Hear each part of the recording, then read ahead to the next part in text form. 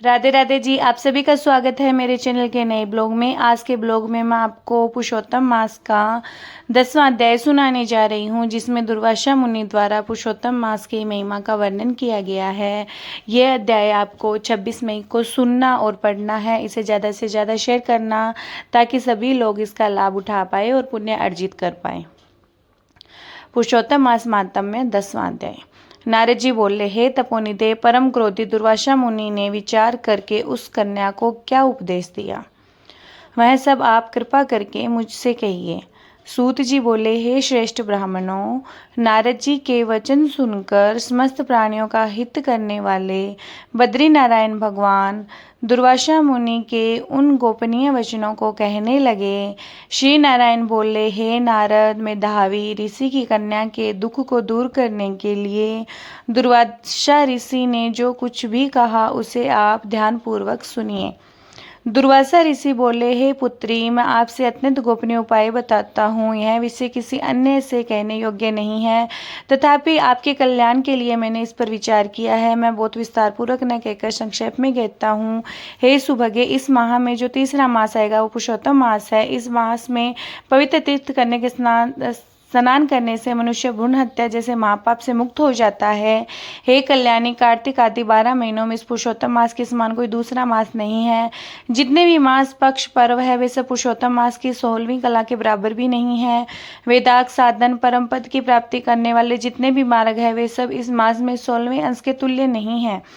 12,000 वर्षों तक निरंतर गंगा स्नान करने से जो फल प्राप्त होता है और सिंहस्थ गुरु के समय गोदावरी नदी में एक बार स्नान करने से जो पुण्य मिलता है, हे कल्याणी, वह फल पुरुषोत्तम मास के किसी भी सामान्य तीर्थ पर केवल एक बार निष्ठापूर्वक स्नान करने मात्र से सहज ही मिल जाता है। हे बाले, यह मास भगवान श्री कृष्ण को अत्यंत प्रिय है और मैं अपने नाम के कारण ही यह साक्षात भगवान का स्मरण कराने वाला है। इस मास में भगवान पुरुषोत्तम की सेवा और पूजा करने से मनुष्य की समस्त कामनाएं सिद्ध हो जाती है।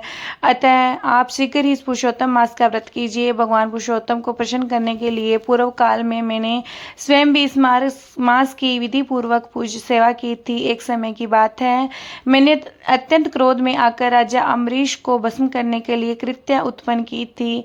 हे कल्याणी, तब भगवान श्री हरि ने सुदर्शन चक्र को मुझे ही भस्म करने के लिए तुरंत भेज दिया। उस समय इस पुरुषोत्तम मास के अद्भुत प्रभाव से वह चक्र शांत होकर लौट गया। हे पुत्री, तीनों लोगों को भस्म करने के सामर्थ्य रखने वाला चक्र जब मेरे पास आकर निष्फल लौट गया तब मुझे बड़ा विस्मय हुआ। इसलिए हे सुभाग्य, आप श्री पुरुषोत्तम मास का व्रत अवश्य कीजिए। इस प्रकार उस मुनि कन्या को समझाकर दुर्वासा ऋषि शांत हुए। श्री कृष्ण जी बोले, हे राजन, दुर्वासा ऋषि के इन वचनों को सुनकर अपने पूर्व कर्मों की प्रबलता और अज्ञानता के कारण वह कन्या मूर्खतावश दुर्वासा जी से इस प्रकार कहने लगी। वह कन्या बोली, हे ब्राह्मण, हे मुने, आपने जो मुझसे कहा वह मुझसे प्रिय नहीं लग रहा। माघ आदि मास भला फल देने वाले कैसे नहीं है? कार्तिक मास श्रेष्ठ क्यों नहीं है? आप ऐसा कह सकते हैं? कृपया करके मुझे समझाइए। क्या विधि पूर्वक सेवित वैशाख मास इच्छित कामनाओं को नहीं देता? क्या देवादिदेव महादेव आदि समस्त देवता सेवा करने पर मनवांछित फल नहीं देते? अथवा इस पृथ्वी पर प्रत्यक्ष देवता सूर्य देव और जगत की माता भगवती दुर्गा क्या सभी कामनाओं को पूर्ण करने वाली नहीं है? क्या श्री गणेश जी सेवा पाकर इच्छित वर प्रदान नहीं करते? आप इन सभी पवित्र योगों को शिव आदि परम देवताओं की अवहेलना करके पुरुषोत्तम मास की इतनी प्रशंसा कर रहे हैं। क्या आपको संकोच नहीं होता? यह मास जो अत्यंत मलिन और सभी शुभ कर्मों को निंदित माना गया है, हे मुने, इस सूर्य की संक्रांति से रहित मास को आप भला सर्वश्रेष्ठ कैसे कह सकते हैं? मैं तो समस्त दुखों से मुक्ति दिलाने वाली परमेश्वर श्री हरि को भी जानती हूँ। हे देव, दिन रात हरि का चिंतन करती हूँ। मैं जानकीनाथ भगवान श्री राम और पार्वतीपति भगवान शिव के अतिरिक्त किसी अन्य को नहीं देखती। हे विवेंद्र, संसार में ऐसा कोई दूसरा देवता नहीं है जो मेरे इस गहन दुख को दूर कर सके। अतः हे मुने, इस समय प्रत्यक्ष फलदाताओं को छोड़कर आप किस प्रकार इस मास की इतनी स्तुति कर रहे हैं? इस प्रकार उस ब्राह्मण कन्या के कटु वचनों को सुनकर मुनि का शरीर क्रोध से प्रज्वलित हो गया, नेत्र लाल हो गए, परंतु अत्यंत क्रोध आने पर भी अपने परम मित्र की कन्या होने के कारण उन्होंने उसे शाप नहीं दिया। वे मन ही मन सोचने लगे कि यह कन्या सर्वथा अज्ञानी है, यह अपने हित और अहित को नहीं जानती, अभी इसकी बुद्धि परिपक्व नहीं हुई है। जिस पुरुषोत्तम मास के माहात्म्य को बड़े बड़े विद्वान भी पूर्णतः नहीं जानते, उसे अल्प बुद्धि वाले मनुष्य और विशेषकर कुमारियां भला कैसे समझ सकती हैं।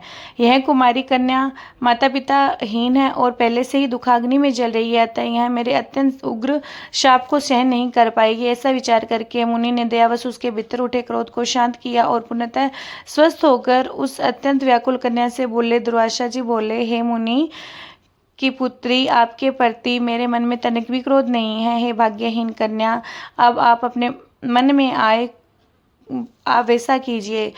हे बाले, मैं आपके भविष्य की कुछ बातें कहता हूँ, उसे ध्यान से सुनिए। आपने जो इस परम पवित्र पुरुषोत्तम मास का अनादर किया है, यह उसका कड़वा फल आपको अवश्य ही भोगना पड़ेगा, चाहे इस जन्म में मिले चाहे अगले जन्म में। अब मैं यहाँ से नर नारायण के पवित्र आश्रम की ओर प्रस्थान करूँगा। आपके पूज्य पिता मेरे परम मित्र थे, केवल इसी कारण मैंने आपको शाप नहीं दिया है।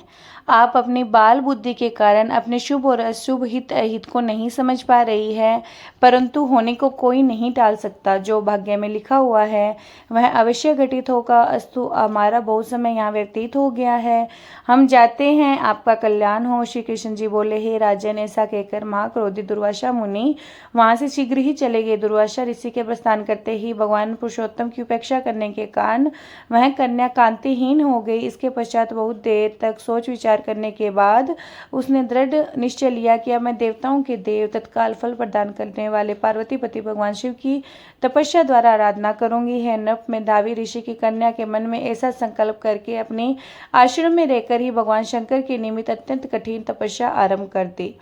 सूत जी बोले, इस प्रकार अनंत फलों को प्रदान करने वाली लक्ष्मीपति भगवान विष्णु, सावित्रीपति ब्रह्मा जी को छोड़कर तथा दुर्वासा ऋषि के परम हितकारी वचनों की अवहेलना करके ऋषि कन्या अपने ही आश्रम में अंधकासुर का वध करने वाले भगवान शिव की सेवा में लीन हो गई।